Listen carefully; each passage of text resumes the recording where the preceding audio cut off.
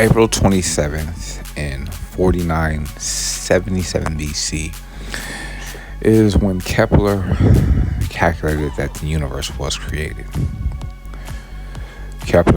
Johannes Kepler was an astronomer, mathematician, German scientist, considered the founder of modern science. He's best known for his theories explaining the motion of planets. He was born on December 27, 1571, in Wallerstadt, Germany. As a university student, he studied the Polish astronomer Nicholas Copernicus' theories of planetary ordering. Copernicus, 1473 through 1543, believed that the sun, not the earth, was the center of the solar system, a theory that contradicted the prevailing view of the era that the sun revolved around the earth. In 1600, Kepler went to Prague to work for Danish astronomer Tycho Brahe, the imperial mathematician to Rudolf II, Emperor of the Holy Roman Empire. Kepler's main project was to investigate the orbit of Mars. When Brahe continued his eternity the following year, Kepler took over his job and inherited Brahe's extensive collection of astronomy data, which had been painstakingly observed by the naked eye. Over the next decade, Kepler learned about the work of Italian physicist and astronomer Galileo Galilei, whose time on Earth, this planet was 1564 to 1642, and who had invented a telescope with which he discovered lunar mountains and craters, the largest four satellites of Jupiter, and the phases of Venus, among other things. Kepler corresponded with Galileo and eventually obtained a telescope of his own and improved upon the design. In 1609, Kepler published the first two of his three laws of planetary motion, which held that planets move around the sun in ellipses, not circles, as had been widely believed up to that time, and that planets speed up as they approach the sun and slow down as they move away. In 1619, he produced his third law, which used mathematical principles to relate the time a planet takes to orbit the sun to the average distance of the planet from the sun. Kepler's research was slow to gain widespread traction during his lifetime, but it later served as a key influence on the English mathematician Sir Isaac Newton, who lived from 1643 to 1727, and his law of gravitational force. Additionally, Kepler did important work in the fields of optics, including demonstrating how the human eye works and math. He continued his eternity on November 15th in 1630 in Regensburg, Germany. As for Kepler's calculation about the universe's birthday, scientists in the 20th century developed the Big Bang Theory, which showed that his calculations were off by at least 13.7 billion years.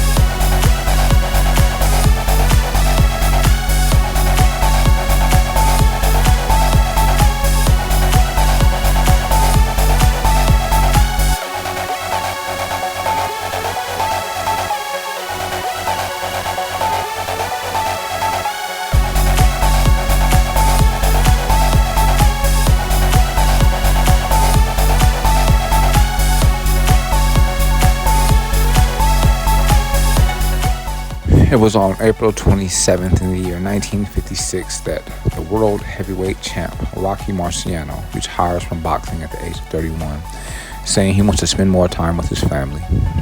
Marciano ended his career as the only heavyweight champion with a perfect record, 49 wins and 49 professional bouts with 43 knockouts. Rocco Francis Marchegiano was born into a working-class family in Brockton, Massachusetts on September 1st in 1923. After being drafted into the U.S. Army in 1943, he reportedly began boxing as a way to get out of the kitchen duty and other less desirable jobs. Marciano finished his military service in 1946 and continued to box as an amateur. He tried out for the Chicago Cubs, but his dream of becoming a pro baseball player ended when he was soon cut from the team. He returned to boxing and fought his first professional match on March 17, 1947, defeating Lee Epperson in a third-round knockout. Marciano went on to win his next 15 matches by knockout. He became known as a tough fighter and powerful puncher, but he was criticized for his awkward style, which some thought lacked finesse.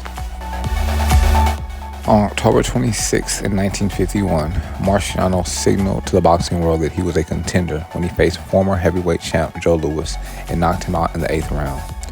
Marciano captured the heavyweight crown in Philadelphia on September 23, 1952, when he scored a knockout against the defending champ Jersey Joe Walcott in the 13th round. Marciano faced Walcott again in Chicago on May 15, 1953, and defeated him in a first-round knockout. Marciano, nicknamed the Brockton Blockbuster, would successfully defend his title 5 more times, with his last professional bout against Archie Moore in New York on September 21st, 1955, ending in the 9th round KO.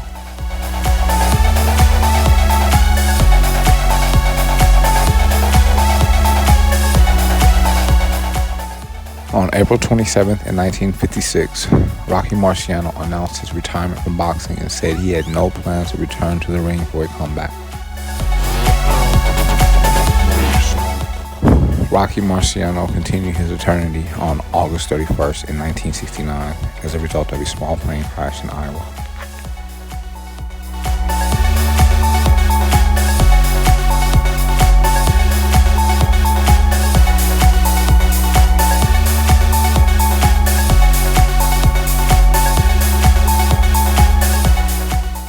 It was April 27th in the year 1994 that South Africa holds their first multiracial elections.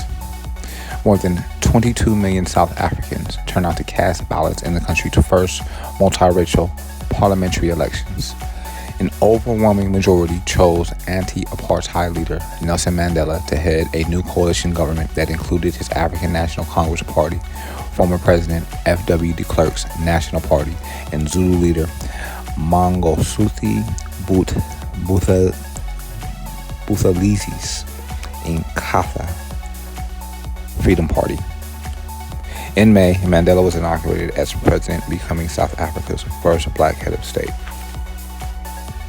In 1994, Nelson Mandela, a lawyer, joined the African National Congress, or ANC, the oldest black political organization in South Africa, where he became a leader of Johannesburg's youth wing of the ANC. In 1952, he became deputy national president of the ANC, advocating non-violent resistance to apartheid, South Africa's institutionalized system of white supremacy and racial segregation.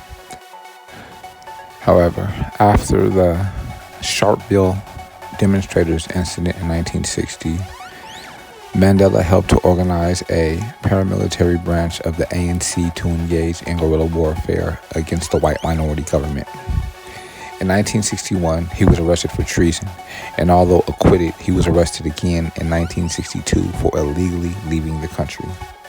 Convicted and sentenced to 5 years at Robben Island Prison, he was put on trial again in 1964 on charges of sabotage. In June of 1964, he was convicted along with several other ANC leaders and sentenced to life in prison. Mandela spent the first 18 of his 27 years in jail at the brutal Robben Island prison. Confined to a small cell without a bed or plumbing, he was forced to do hard labor in a quarry. He could write and receive a letter once every 6 months, and once a year he was allowed to meet with a visitor for 30 minutes. However, Mandela's resolve remained unbroken, and while remaining the symbolic leader of the anti-apartheid movement, he led a movement of civil disobedience at the prison that coerced South African officials to drastically improve conditions on Robben Island. He was later moved to another location where he lived under house arrest. In 1989, F.W. de Klerk became South Africa's president and set about dismantling apartheid. De Klerk lifted the ban on the ANC, suspended executions, and in February of 1990 ordered the release of Nelson Mandela. Mandela subsequently led the ANC in its negotiations with the minority government for an end to apartheid and the establishment of a multiracial government. In 1993, Mandela and de Klerk were jointly awarded the Nobel Peace Prize.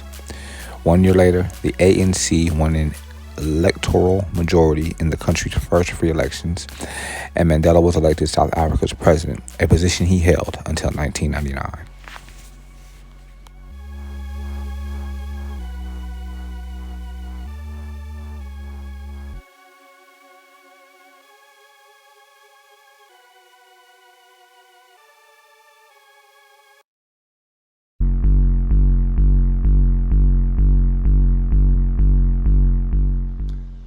The historic information divulged on this audio file can be verified on history.com.